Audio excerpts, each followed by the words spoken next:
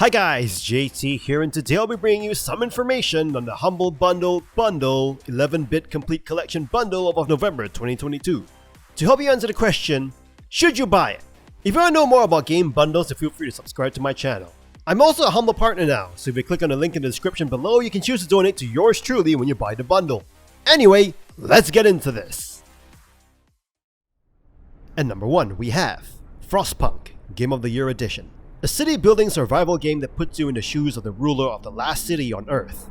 The year is 1886, and the Earth and humanity have been ended by a new ice age. You are the ruler of the last society on Earth with access to the only steam-powered furnace which keeps everybody around it warm. Your job is to make sure that the furnace keeps burning, and to do that you need to enlist the help of your people to collect resources from the cold, frozen world and bring them back to your city. You can then use these resources to continue powering your furnace, build a variety of facilities for your people, and advance technology. However, things aren't as easy as it seems, as you'll have to make some very difficult decisions like putting children to work as you need more hands on the ground, or deciding to treat patients which will use up more valuable resources, or just decide to amputate them and save the resources for other things, but at the same time reduce their happiness. Depending on your decisions, your people will either be hopeful or angry, which will affect how the game goes for you. And decisions that you have made that may seem unimportant at first could come back to bite you in the future, if you're not careful. This dynamic societal AI and lack of resource puts an interesting spin on the city building genre. If you're into city building with some interesting politics and survival elements, then Frostpunk is one to play. And number 2, we have South of the Circle, a narrative-focused game. You play as Peter, a lecturer at Cambridge. Your research has brought you to the middle of Antarctica during the Cold War. If you think this is going to be a boring research game, well, you're wrong, as your plane soon crashes and you need to seek help in a freezing cold blizzard. As you're walking, your past flashes before you, exploring previous decisions and relationships. Gameplay-wise, you'll most likely be choosing Peter's reactions to things, like being shy, concerned, enthusiastic, honest, or strong. However, your choices in the dialogue wouldn't impact overall conversations nor story, which is a bit disappointing. Other than that, you'll travel on a set course and pressing button prompts on your screen. This game is not so much about the gameplay but the narrative itself. If you're not attached to the character nor the narrative, you won't get into this game. The story features a very relatable and likable main character, Peter, and a very well-told story of love and struggle with his love interest, Clara, another lecturer in Cambridge. Unfortunately, the ending felt rushed and doesn't truly pay off. This game feels like a work of art with its unique art style, excellent voice acting, and immersive sounds and music. It feels like watching an independent film sometimes. So if you like narrative-focused titles, heartwarming love stories, and a touching story, then this game is one to experience. And number 3, we have Children of Morta Complete Edition. An action roguelite RPG that pits you and your family of warriors against God. God has corrupted the world, and it is up to you and your family to find out how to stop this God. You do that by hacking and slashing the variety of beasts unleashed upon the world. The world is procedurally generated, and like popular roguelites, you fight through dungeons, hacking and slashing your way through the hordes of monsters, with a boss to face at the end of each dungeon, then upgrade your gear in the hub. About you and your family. Each member of your family has their own skills which you can level up, and each of them control very differently from each other, keeping the gameplay fresh. In fact, the game encourages you to switch to different members of the family, as your family can get fatigued after a run. This game is definitely more fun with a second player playing as another member of the family, as your skills can synergize quite well with each other, creating some very interesting combinations of attacks. Children of Morta is definitely a game to play, preferably with a friend, if you're into an interesting premise and slicing through hordes of monsters while upgrading your characters. And number 4, we have Moonlighter Complete Edition. An action RPG game that is partly a shopkeeper simulator game and a roguelike. You play as Will, a shopkeeper during the day and monster-killing loot collector at night. During the day, you attend to your shop where you sell various items, and at night, you venture out into the various caves to collect loot to sell at your shop. Both parts of the game play very differently from each other. Your day job as a shopkeeper will see you restocking items, attending to the till before the customers leave, setting prices, selling, and making sure that you maximize your profit while looking out for thieves. Money you've made can be used to upgrade your shop, allowing you to stock even more items or spend them on new equipment for your night adventures. When night comes, you pack your new equipment and venture back into the caves to kill more monsters, collect more loot to sell at your shop. Each of these dungeons will have a boss in the end, which you can kill to gain better loot, which you can also sell. It is an interesting blend of shopkeeping simulation and roguelike, and it is worth experiencing in this bundle. And number 5, we have This War of Mine Complete Edition, a survival game. This game is inspired by the Siege of Sarajevo that occurred from 1992 to 1996 during the Bosnian War. As opposed to most games based around wars where you play a soldier, in this game you're a mere civilian, caught in the middle of a war, trying to survive each day. There's no overarching story about glorious battles, but more the story that you create for yourself as you try to survive one day at a time. How you play will create your own story with your own premise. When you start the game, you have to select from a random set of survivors, each with their own skill sets, like one may be good at cooking, using less materials to make food, or one may be good at scavenging, allowing for more resources found.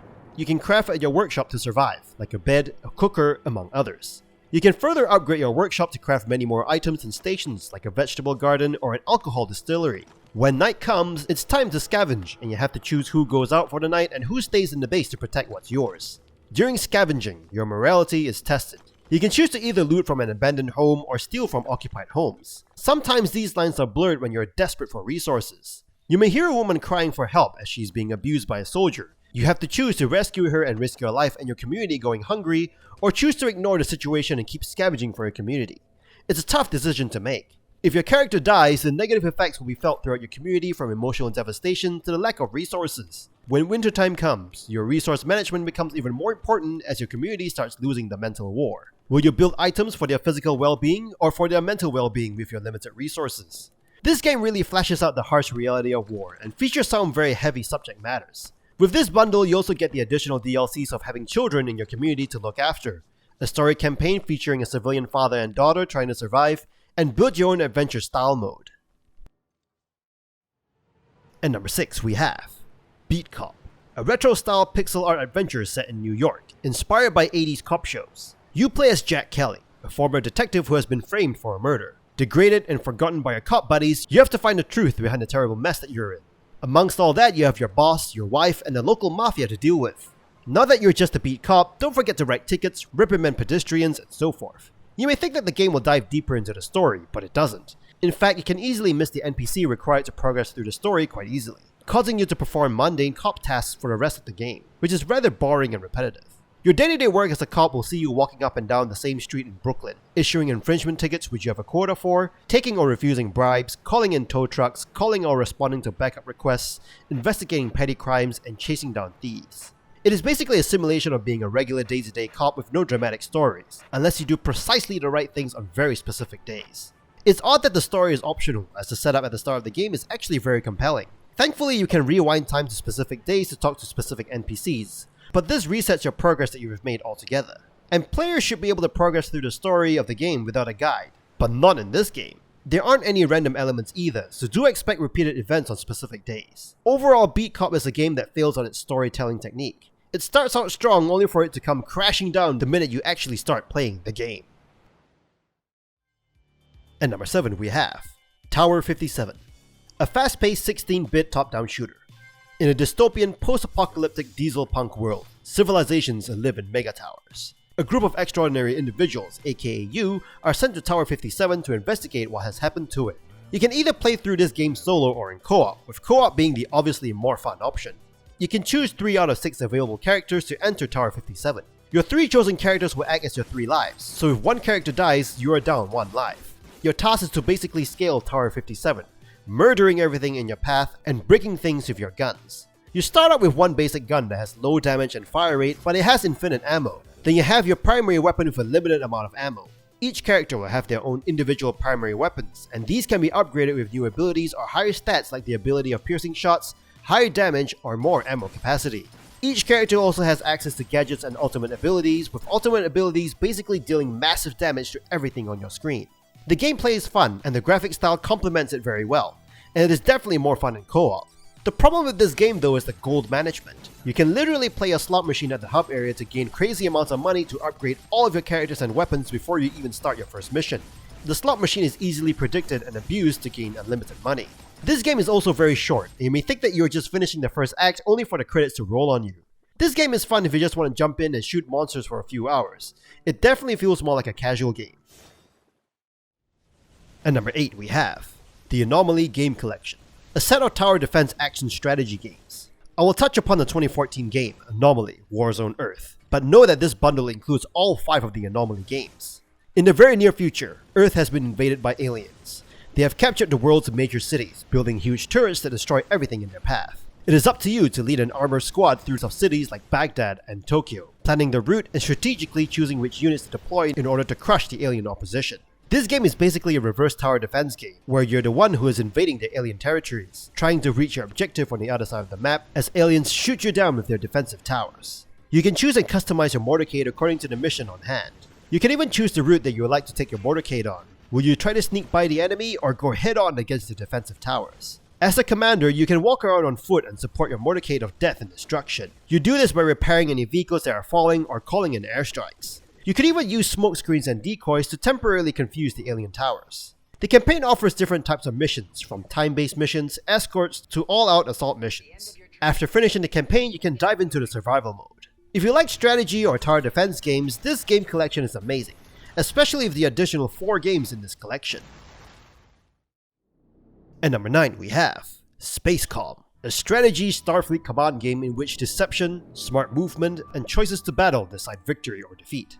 This game is very simple but deep. There are only 3 units that you can use with no tech trees. The goal of this game is to conquer the opponent's base. You do this by conquering nearby planets and stretching your influence till you reach the opponent's base. Different planet types offer different functions to your army. Like, some planets are able to make ships, another one repairs them, and some can be used to collect resources. You can also defend your territory using kinetic shields or ground troops.